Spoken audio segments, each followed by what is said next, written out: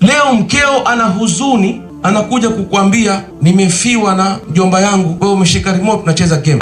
Mungu amrehemu, Mungu amrehemu. Mkeo analia, wewe unamwambia walilia nini sasa? Mtu kafa Kenya, wewe unalia hapa. Umekuwa kama mwanamke wa Kihindi bwana, sinema walia ovyo. Yaani mkeo ana harusi, ana furaha, amevaa vizuri, anatamani wewe wa kwanza umsifie, maskini anasimama mbele yako akijizungusha. Unionaje mume wangu? Nimekaa vizuri mimi?